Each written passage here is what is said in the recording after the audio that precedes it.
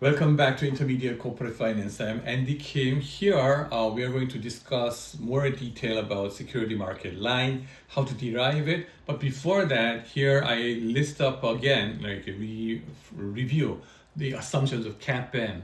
The first is mean variance framework. Skewness, right? Kind of things are not considered, even though these days researchers find out that skewness also matters. Number two, homogeneous expectations. Right, everybody has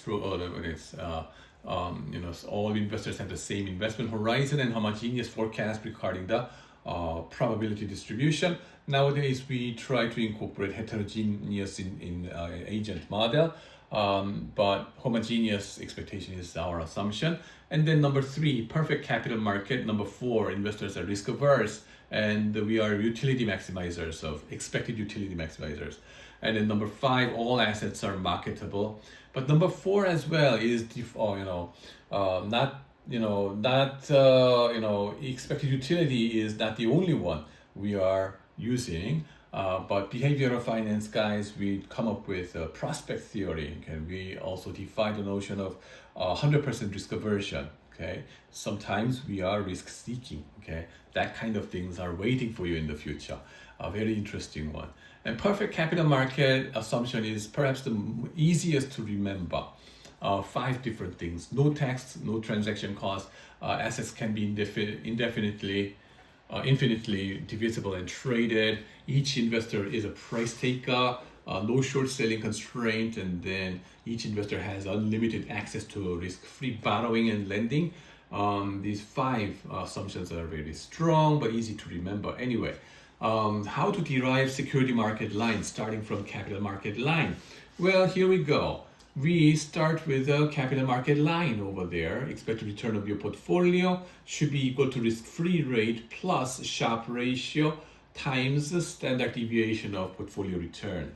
However, it is unreasonable to apply this directly into individual stocks, right? Because that it would mean plugging the total risk over here, and the expected return of a portfolio concentrated in a single stock into the model. But such a case can never be optimal and will always lie below that line, because we know that not all risk gets priced for each security. What kind of risk is priced? Systematic risk.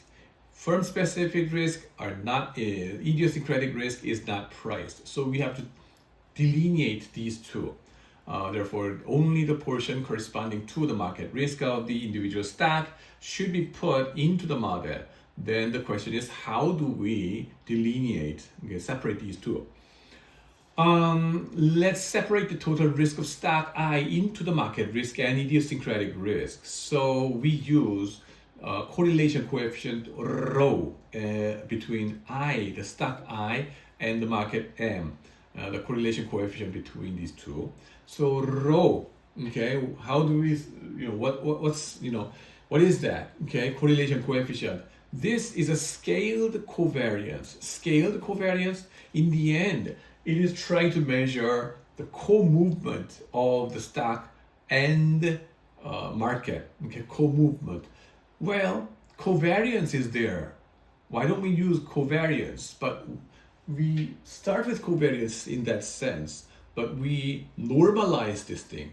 Normalize this covariance using the standard deviation of the Rm and standard deviation of Ri. So this is a normalized covariance kind of thing, the correlation coefficient, okay? And then if you think about the total risk of a stock, sigma Ri, then we can play mathematician's favorite technique. Well, this guy should be equal to the next one, which is 1 plus and minus the same thing. I didn't do anything, we just added 0. Added and subtracted the same thing. And then sigma of Ri the same thing, okay? And then what do you do? Well, use this guy and multiply, and then the first term gets here. How about the remaining part, 1 minus rho, okay? And then that's this guy. By this, we separate those standard deviation of stock return, okay, total risk of your stock into two parts. The one that is correlated with the market and the other that is not correlated with the market in a statistical fashion. Wow, wonderful. And then what do we use? Okay, let's just use this guy because this guy will not be compensated in our risk return model. This is firm specific risk, okay, idiosyncratic risk. So forget about it. We're going to use this one only, okay, and then stick it into a capital market line. Isn't it cool? All right. So stock I's market risk should be the first term, sigma of Ri times correlation coefficient. And that, if you think about the definition of correlation coefficient, it should look like covariance over standard deviations multiplication, right? And then you can cancel each other out and then simplify like this. Covariance over standard deviation of market portfolio. But we want to translate this guy into something more familiar by multiplying and dividing by the same sigma Rm, okay? Then multiplying and dividing by the same sigma Rm, we get this part over here, okay? So covariance over variance is shown, covariance between Ri and Rm over variance of Rm. Then that part we're going to define it as beta, okay? Why covariance over variance?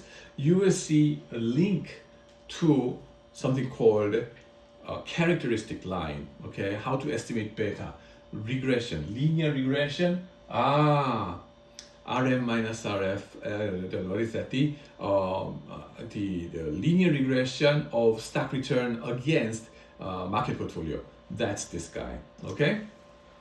Now, what do we do with this? Beta of your stock I times sigma Rm. Now, let's go to capital market line over here. So we start with what is that? So therefore only the portion on corresponding to the market risk of the individual stock should be put into the model. So here, if you go back, sigma Ri, okay, we're going to stick in instead beta I times sigma Rm, okay? Then what are we going to have? Over here, expected return of security I should be equal to Rf plus Sharpe ratio times beta I times sigma Rm. And these two cancels each other out, so much so that we will end up with beta and ERM minus RF plus risk-free rate being equal to RI. This is the CAPM security market line formula, okay, that you learned in your investment class and financial management class. So we can think about security market line as an equation of a straight line. Where the vertical axis should be expected return of your stock, individual security I, on the vertical axis over here, and then on the horizontal axis, beta will be your measure, okay, the variable. Not this one, but beta, okay? So the security market line will be showing the relation between beta and then the expected return of your stock, okay? And that is this. So origin, and here it should be beta, and there it should be expected return of your stock, ERI. And then the security market line should be this red line down there, okay? Going up. And then the slope term over here should be what? Should be ERM minus RF. If you look back about here, this is the slope term. What is the intercept? That is RF, okay? So that has to be here in the each, right, intercept label. And then when beta is 1, what should be the expected return? That should be what? You just do the math and then you will realize when beta equals 1, okay, beta equals 1, it should be ERM minus RF plus RF, which means canceling each other out. All you are left with is ERM. So by definition, when beta is 1, your expected return has to be RM, the market portfolio's expected return. Okay?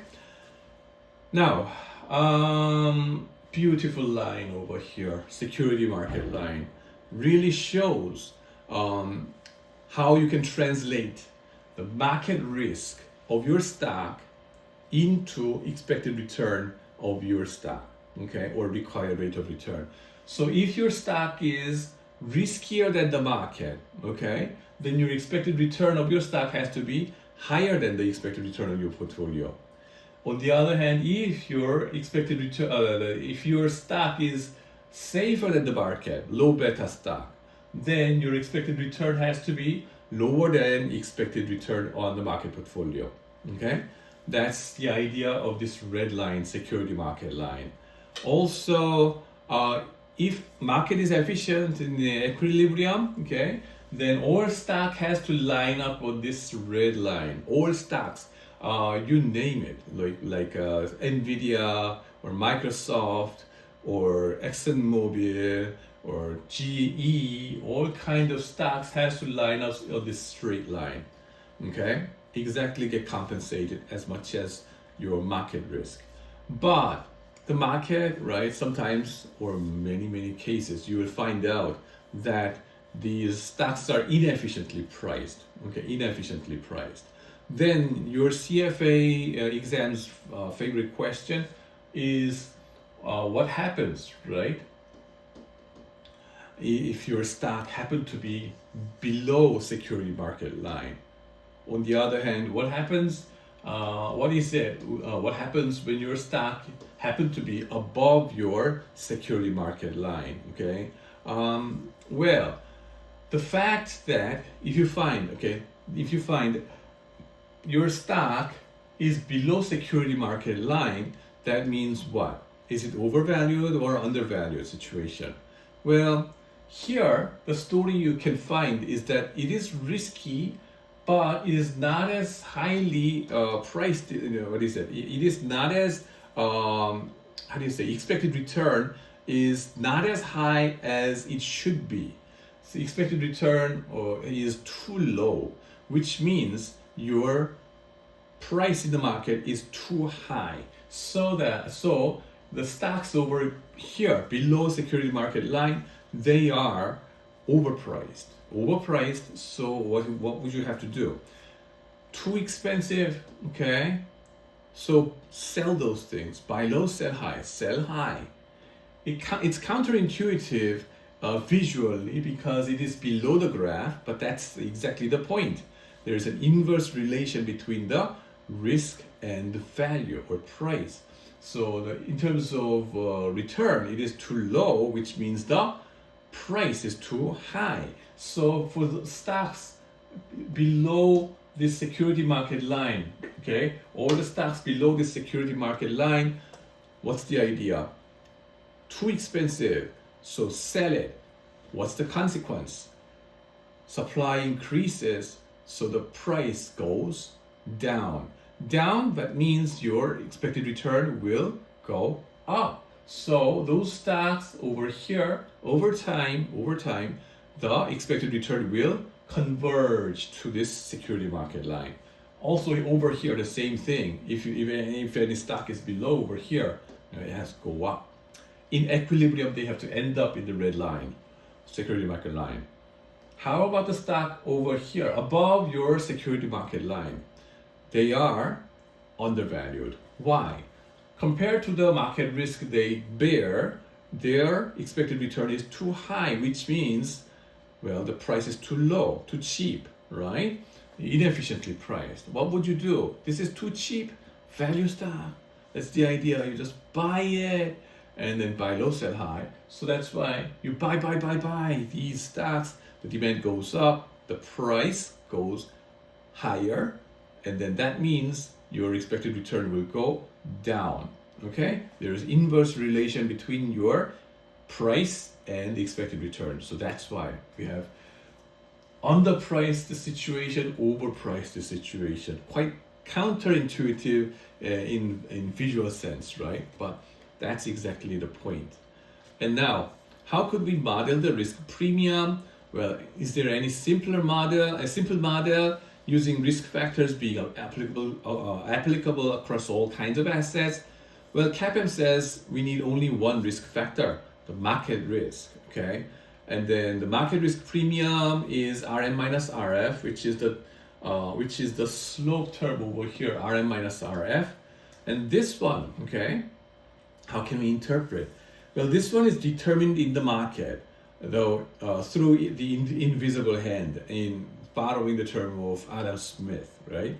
And different stocks have different exposure to the market risk covariance. So if you take a step back and take a look at this SML, your stocks, my stocks, thousands of different stocks can be plotted in the same security market line, which means your stock, my stock, thousands of different stocks face the same market risk premium, Rm minus Rf. The slope has to be the same in equilibrium. Then what's the difference between your stock and my stock? Just the degree of riskiness in terms of beta, okay?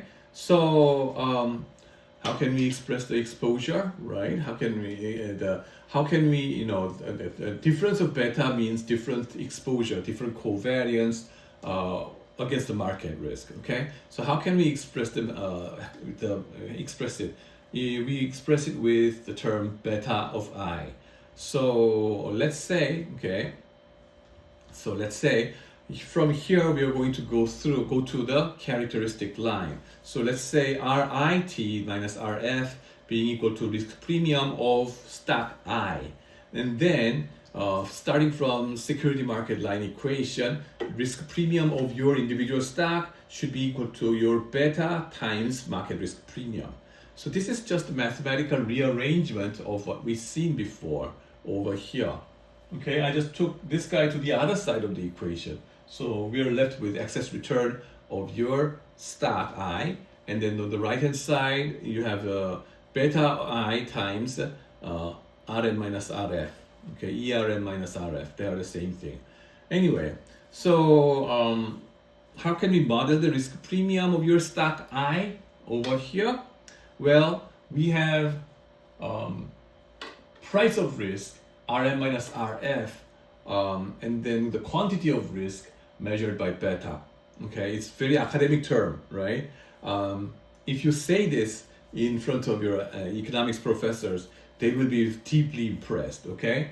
A price of risk and quantity of risk and the whole revenue of risk, you can imagine that, right? Price times quantity should be the revenues, that's why. The thing is, different stocks have different quantities of market risk that they carry. Apple versus ExxonMobil or Samsung Electronics, they differ in terms of the quantity of risk, but they face the same market price of risk, market price of risk. The stocks, Apple or ExxonMobil or whatever companies, individual companies, they cannot influence the price of risk. The price is hitting everybody the same way. The slope of security market line, if you go back here, slope is the same for all different kinds of stocks. So Rm minus Rf, this slope is the same. So this guy will be the same, but quantity will be different, okay? CAPM, only one risk factor explains everything. So your stock's risk premium should be decomposed into beta, the quantity of risk, times price of risk. And then the price of risk, Rm minus Rf, is determined in the market, invisible hand, and it is applied to all stocks, like invisible hand in the market that touches everybody. And then the price mechanism, right? Then we can take the equation as a linear equation with respect to beta, RIT minus RF being equal to Rm minus Rf times beta I.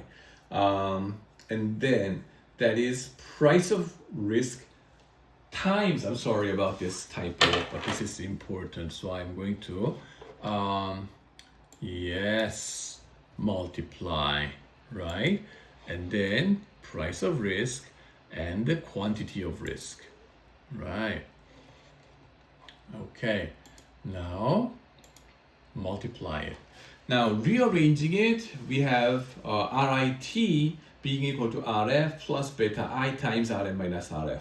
This is what you've been memorizing ever since your financial management class, okay? And then, so again, the formula that you've seen before, but try to understand it. Why, where did this come from? And RIT on the y-axis, and then beta on the x-axis, that is, security market line, and RM minus RF is the slope of it. High risk, high return is nicely formulated, and then what kind of risk is priced in the, there, the beta, market risk, systematic risk is being priced, not idiosyncratic risk. So getting back to this original argument, the risk return trade-off, okay, we needed a translator. How can we translate the risk into return? The core idea being high risk has to get translated into high expected return. Then not all risk gets translated, okay? Only the systematic risk component gets compensated. How do we delineate and then formulate that systematic risk? Well, the first attempt of formulating this systematic risk was capital asset pricing model, CAPM. So much so that there is just one market risk factor that is systematic. And then that is the only thing. Security market line takes care of the whole thing. So that's pretty much it for capital asset pricing model. And then the question next becomes how to estimate this beta, okay? Estimate this beta. That's going to be something called the characteristic line. For each different stocks, you want to do linear regression using their historical return data, okay? And so each different stock, how can we estimate those beta?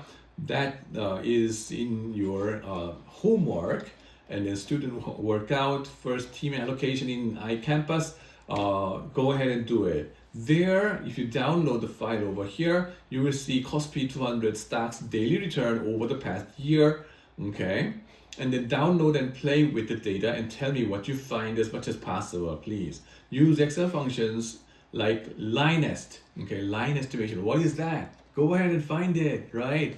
You have LLMs, try to learn it. And use Python or Stata or whatever vibe coding, fine. And then for each 200, for all 200 stocks, what are their betas, blah, blah, blah, blah, blah, and try to estimate those things. Then the next challenge is this, things to think about. Well, how many trading days were there over a past year? And then what's the riskiest stock based on the standard deviation of return?